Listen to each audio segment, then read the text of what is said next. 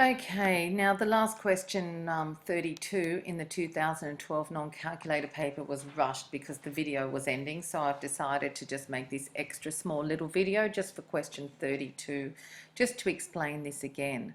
Now, what they've said, we've got two circles with this symbol, and the center of the circles is C, okay?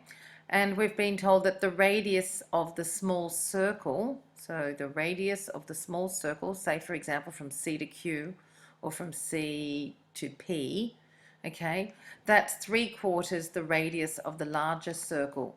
So for example, C to P or C to Q is 3/4 the distance of, say, C to A, okay?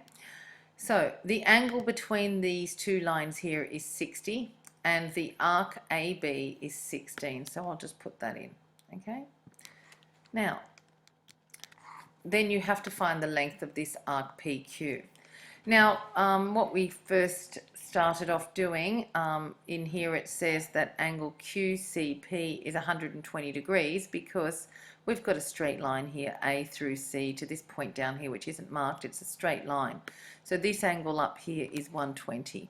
Okay, now by vertically opposite angles, this angle over here is 60 in there, angle ACB is 60, and so is this angle down here. Okay, that's because of vertically opposite angles.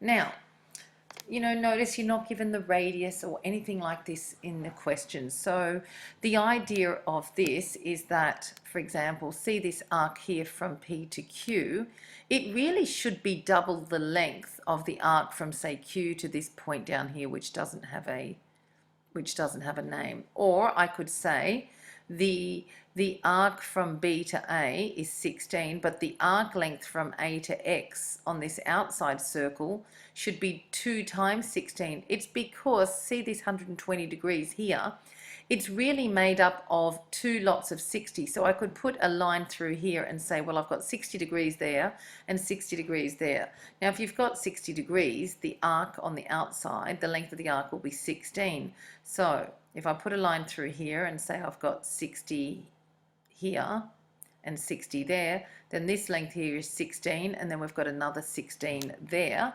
So therefore the length of AX is 2 lots of 16, which is 32. So that's why the arc length here of AX is 32, which we've got here. Now, because the small circle is 3/4 the radius, the radius of the small circle is 3/4 that of the large circle, then that means the arc length PQ will also be 3/4 the length of AX.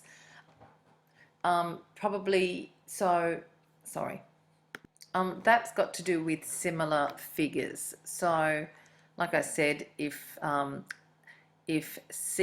the radius of the small circle is 3/4 the radius of the large one, then the arc lengths in the small circle will be 3/4 the arc lengths of the large circle. Or we could even say the radius of the small circle would be the circumference of the small circle would be 3/4 of the circumference of the large circle. And that's why we say that the arc length PQ is 3/4 of this 32 here, which is 24 millimeters. So I'm just going to put this 32 up here as well, because that's what we were talking about before. And remember that 32 is 16 plus 16, because 120 really is 60 plus 60. And that's the end of that question, which was quite a tricky question actually.